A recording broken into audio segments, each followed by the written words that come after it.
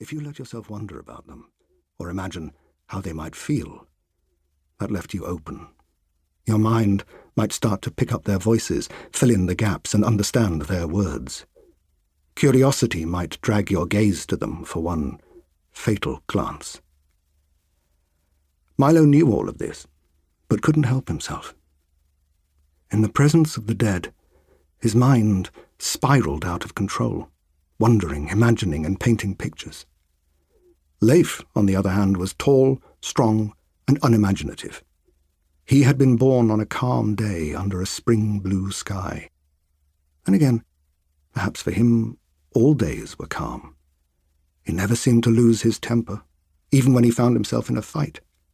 He would have made a good war horse, Milo sometimes thought, mild and unshakable, even as cannons thundered on all sides. As Leif left with the shoes, Milo stayed silent, and remained so for the next half hour. "Stop thinking about it," Milo's father said. But Milo couldn't stop thinking about the dead girl.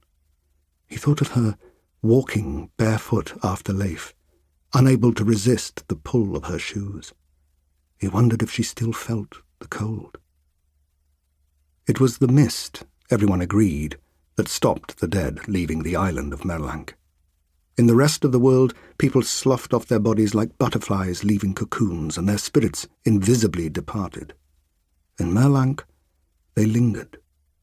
Even the living sometimes found it hard not to listen to the mists, and their barely perceptible orchestra of almost sounds. But living ears had so many other things to listen to, such as the quiet sea of their own breathing, the warm drum of their own hearts, 1,000 little clicks and river rushes in their own softly alive bodies. The dead did not have such distractions. They heard everything the mist said, perhaps, and they lingered too long and missed the moment when they should have departed. After a death, it was vital that the shoes of the dead be delivered to the ferryman as quickly as possible. If this was not done, then the shoes would soon disappear, claimed by their owner. Once the dead had their shoes, there was nothing to stop them roaming the island. They drifted across the island, sensed but seldom seen. They trod new paths through the crops and gouged the mud in riverbanks. They squeezed through fences, knocking the posts askew.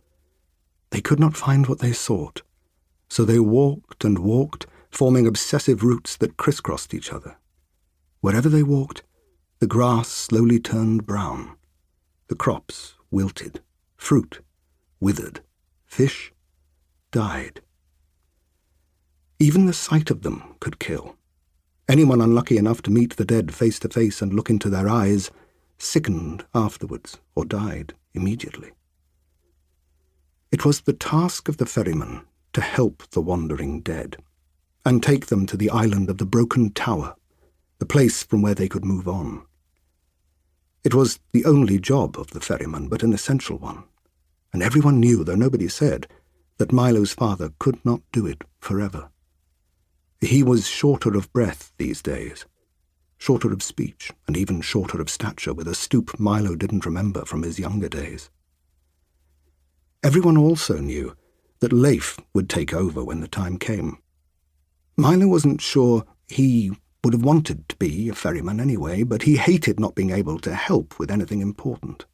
It made him feel useless, the only member of the family too weak to carry his share of the weight. That evening, when sunset had dulled to a gammon-coloured stain, the Lord himself came calling, and demanded his daughter's shoes back.